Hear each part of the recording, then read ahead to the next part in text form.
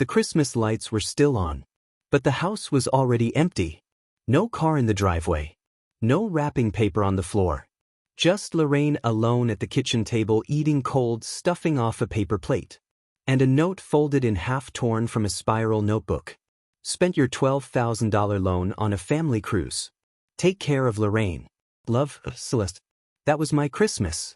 No call, no warning, no apology, just silence. And a plate of leftovers. That money, it was for my dental surgery. I'd been saving for over a year. Night shifts, Uber rides, skipped meals, missed sleep, every dollar earned with cracked hands and caffeine. They took it, used it for cocktails and Caribbean sunsets, and left me here with a note, a broken promise, and the only person in this family who ever saw me. She didn't say much at first, just gave me that soft, tired smile, the one she saves for when everything hurts. And she still doesn't want to burden anyone. I guess they didn't think you'd mind, she said, folding her napkin the way she always did when nervous. They left yesterday. I didn't move, didn't speak. I just stared at the note like it might change its mind. She tried to reassure me, we'll fix this. But something inside me had already shifted. Not broken exactly, something colder than that, something sharper. That night, she went to bed early. Said her hips were aching again. The same ones no one took her to rehab for after she fell down the stairs 2 years ago. Before she turned in, she kissed my cheek and whispered, "You always were the only one who stayed kind."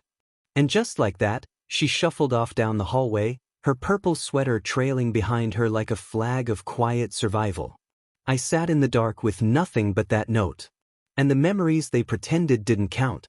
Like working weekends while they begged for Nolan's tuition, or the 3 birthdays they forgot but remembered to ask for a rent transfer.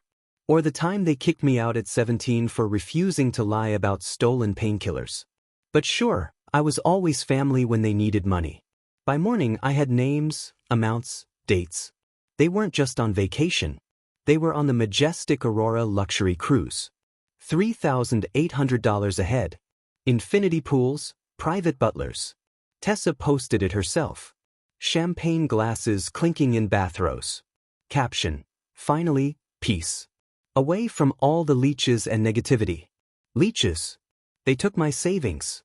Left Lorraine with leftovers and called me a leech. That's when the last wire in me snapped. Not with rage, with clarity. Later that day, I was in the garage, surrounded by dusty files, old notebooks, and decades of rot. Lorraine sat beside me, quiet as always.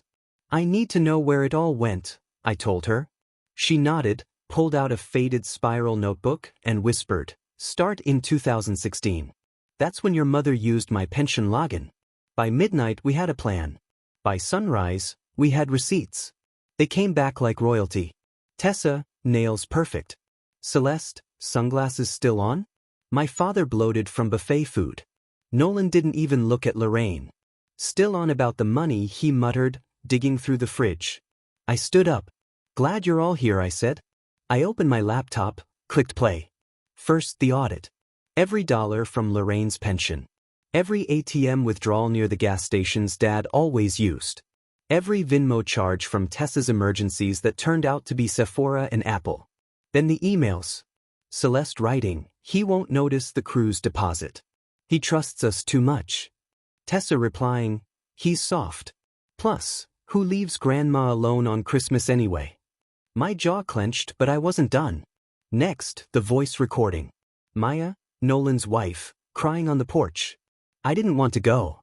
Nolan said, if you didn't give them money, they'd just leave her. He said it blow over. I'm sorry. Nolan jumped. You recorded her? That's illegal. She asked me I said. Then I opened one last tab.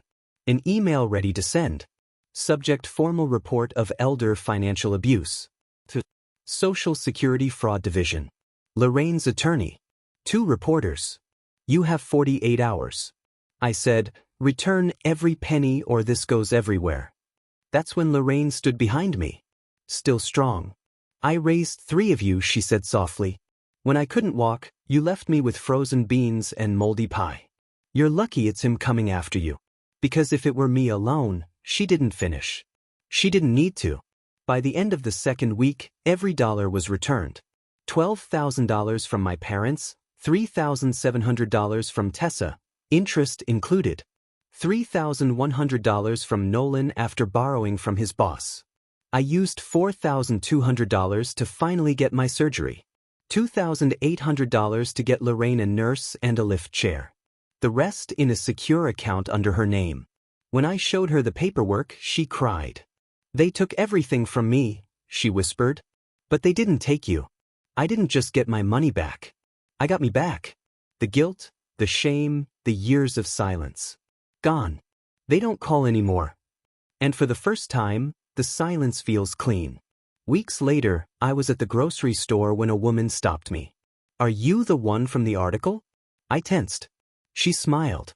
"My mother went through the same thing. I wish someone had fought for her like you did." She touched my arm, then walked away. I turned to Lorraine, tears in her eyes. "I didn't think anyone saw us," she whispered. "They do now," I said. "They thought I'd stay quiet.